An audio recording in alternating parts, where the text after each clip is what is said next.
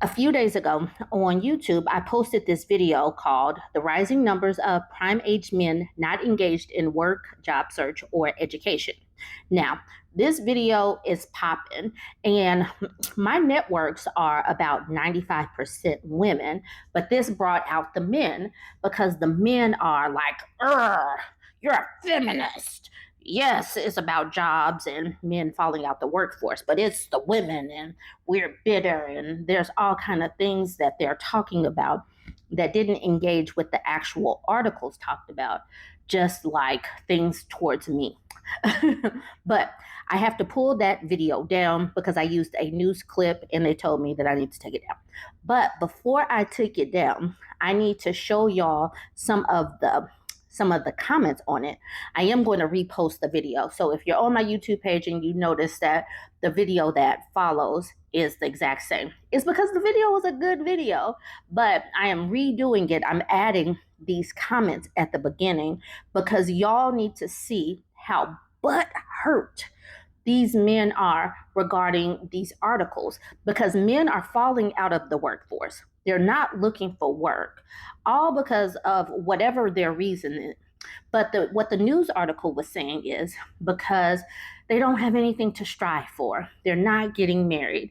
They're not having a family. And because of that, because they're not getting their wife appliance that was promised, they have no reason to work. And so they're just not.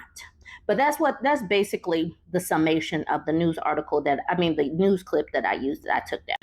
Now let's look at some of the comments from men. Zal Factor says, unfortunately, this is due to the elites changing the education and working systems to purposely accommodate women. They used men harshly to create machines and processes for those machines. And now they use women to work with those machines because they are less likely to challenge those systems in pursuit of their own personal gain.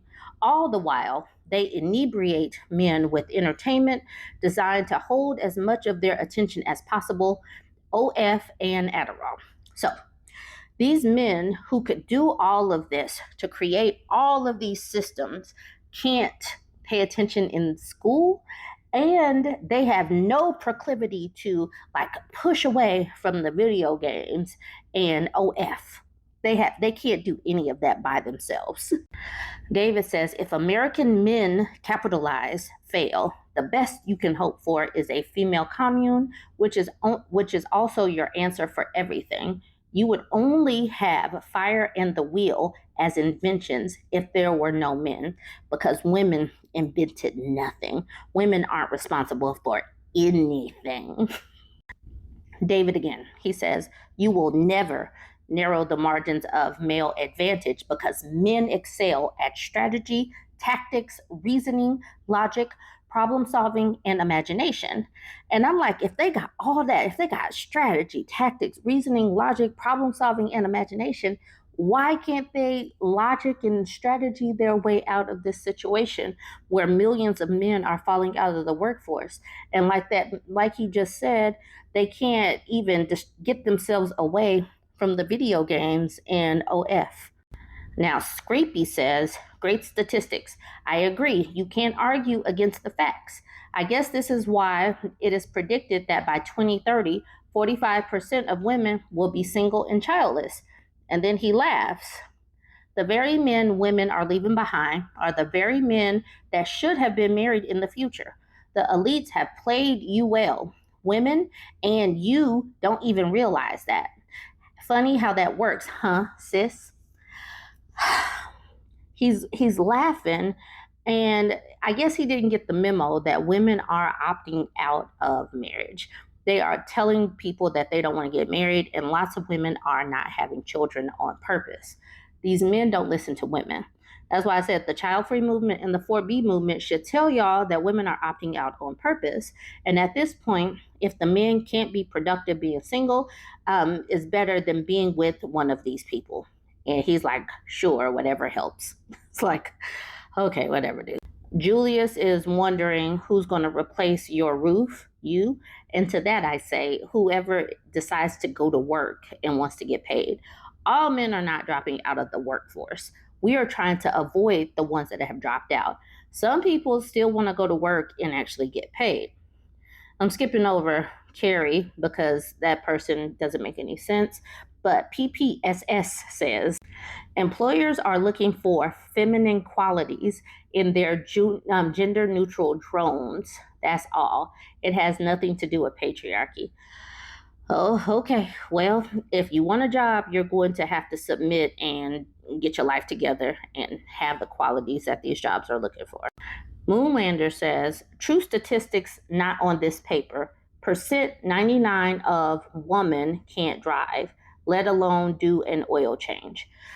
This is one of those people that should have been left behind because he doesn't realize that it's 99%. He doesn't realize that women should be women. And I guess he hasn't gotten the memo that women can actually change their own oil. And they bring this stuff up, but I highly doubt that the regular man is doing an oil change versus just taking their car into the shop just to get a quick oil change. Joy Happiness says, what? You can't even use the placement of the percentage symbol correctly. So, yeah, laughing my butt off. And he says, relax, princess. Don't take it to heart. It's for entertainment. So, him being ignorant is simply for our entertainment. Okay, so we got some tears here. Power Power says, what a terrible video. Look how well these women have been polarized to hate men. They don't see that everyone is being bent over by the current system. The rich will continue to take as you fight amongst each other. People are noticing the signs of late stage capitalism as it's beginning to crumble. System is designed only for the very top few. Come to your senses. Shame on this YouTuber who just makes this divide worse. Yes, it is me. I am the one. It is not men versus women. There are no sides. We're all on the same team. I'm not on your team. I'm not on your team at all. Go get a job. Go to work. If you don't, I don't care. You can expire for all I care. Like literally, I don't care. If you don't want to work, I literally don't care. I just want women to stay away from these unproductive people. Do what you want. I simply do not care. I don't. But but I just want people to not allow these folks to attach and suck your resources. Donna, this person at the bottom says, simply put, we men don't care, zero incentive, zero reasons to work hard, try to achieve anything in misandry America. Okay. And Western women, LOL, we don't want. Is this the marriage rates? Okay, I don't know. I don't know what this person is saying, but they don't want to work and they don't care. Okay, cool. Kush says, you want to treat people badly and pay them nothing for their hard work. Then you're surprised men checked out. Wake up, people. And then I just say, and where do y'all take y'all complaints? And who do you typically whine to? The powers that be or women's spaces who are also just living in the same economy under the same conditions. And Jim Hoare says, that's a certain segment of the population which amplifies the negative to make content, making things worse for everybody. Same as you're doing right now.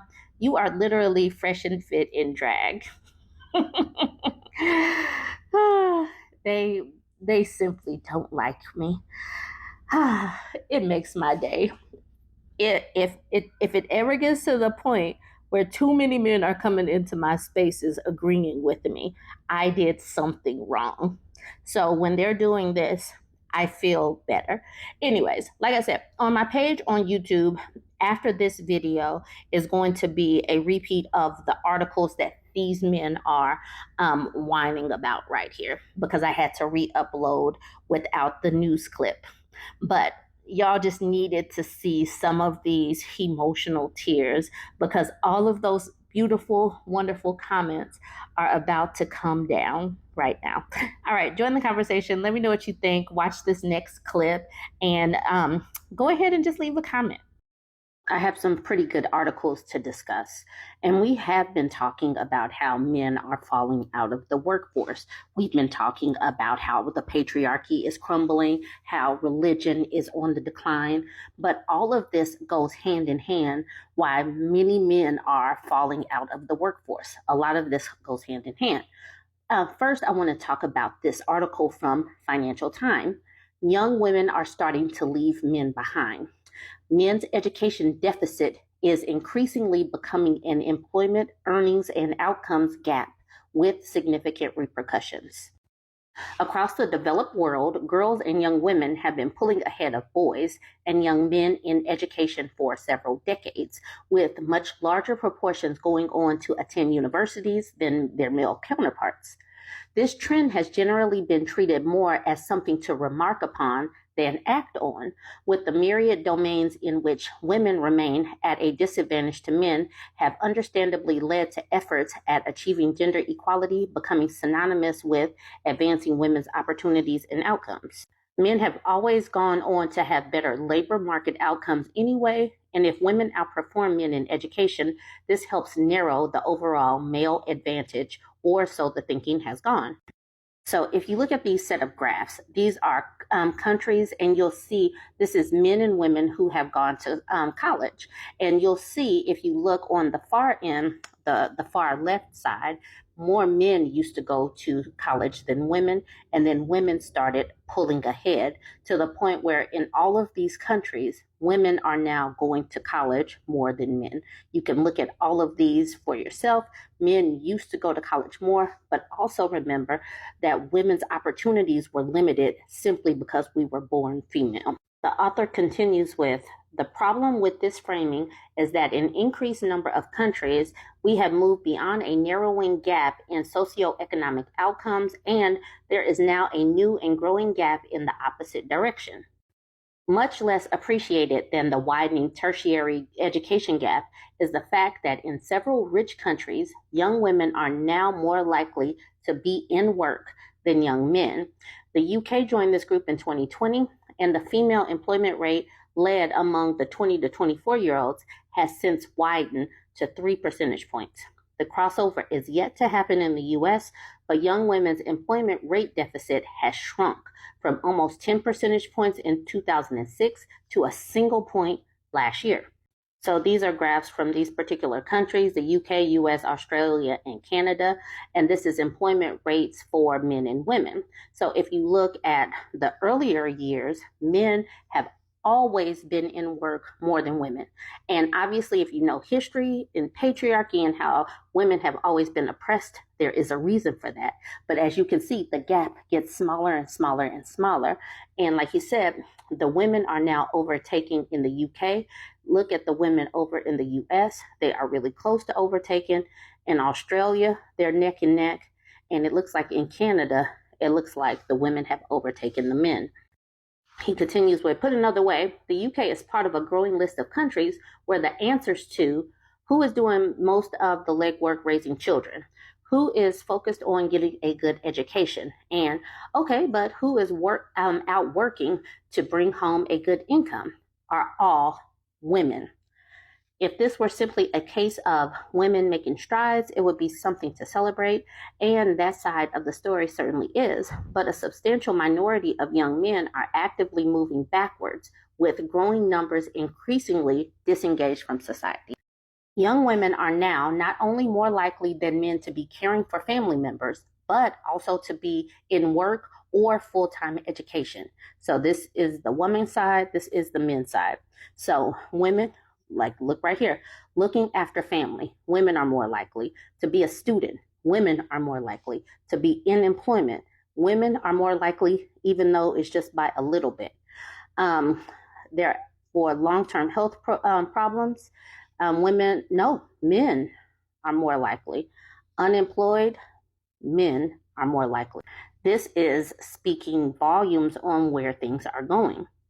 Across the developed world, the portion of young men who are neither in education, in work, nor looking for a job has been climbing steadily for decades in countries including the UK, France, Spain, In Canada, there are now more young men than women in effect outside of the economy for the first time in history.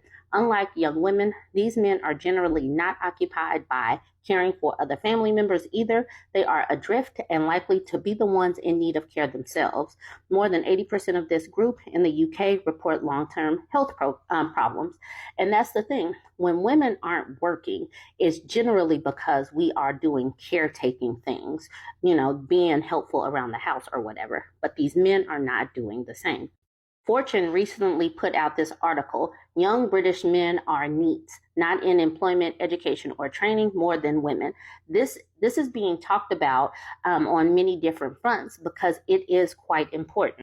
It says inactivity not only blights life chances, it represents a cost to economy and lost potential output and tax revenue. At stake is Starmer's ambitious target to deliver the fastest sustained growth among advanced industrial economies. Meanwhile, a fresh light has been shown on the particular problem of male inactivity in the wake of anti-immigration riots that engulfed the UK just weeks after the July 4th general election. And that is what, that's what happens. Many of these men are not working. They're not doing anything productive. So this is what could happen, violence. The challenge facing the new government was laid bare in official figures last month. They showed almost 460,000 18 to 24-year-old men were NEETs on average in the first half of the year, a rate more than 16%. The rate for women was 13%. Worryingly, almost 60% of male NEETs were inactive, meaning they were not looking for work. That number has risen around 45% since 2019. By contrast, the figure for women has barely changed. Campaigners say the health crisis that has hampered the labor market as a whole in recent years is having a big impact. We see the rise in mental health issues being felt quite a lot by young men, says Laura Jane Rawlings, founder and chief executive officer of Youth Employment UK, which provides career support to young people. During education, young men tend to be more confident about their next steps and their skills, but with the reality of trying to find a job, that confidence seems to fall away from young boys quite quickly. Women tend to feel the burden of the financial responsibility a little bit more, maybe. So they'll take that job, they'll take the low pay, and they're likely to stick it out a little bit more. While women have made progress in the workplace thanks to corporate gender balance targets and flexible working, many young men have been left behind by globalization, uprooting jobs and values in male-dominated industrial hubs. The rise of far-right parties in the developed world has been attributed to economic grievances, with men twice as likely than their female peers to support anti-immigration reform UK party, according to YouGov analysis of election results. So they're angry that the immigrants are coming in, yet they're not taking advantage of education, even though they should know and understand that the world is shifting. Now let's bring it back to the United States. More men in their prime working years are neither working nor looking for jobs. Here's why. The last time I had talked about this, the number of men who had dropped out of the workforce was 7.2 million nationwide, and that's for the prime working age men of 25 to 54. Now it's at 6.8. It says men have been steadily dropping out of the workforce, especially men ages 25 to 54 who are considered in their prime working years. According to the U.S. Bureau of Statistics, the unemployment rate for prime age working men was 3.4 in August 2024. This number includes those people who are unemployed but looking for a job. About 10.5% of men in their prime working years, or roughly 6.8 million nationwide, were not looking for jobs or working, and they're not in education and training either. So about 10.5% of men in their prime working years are not working, and that's compared to 2.5% back in 1954. So it's substantially larger amount of men not working now than it was in the 1950s. We live in a global patriarchy, but feminism has helped to improve the lives of women globally, even though we still have room to improve.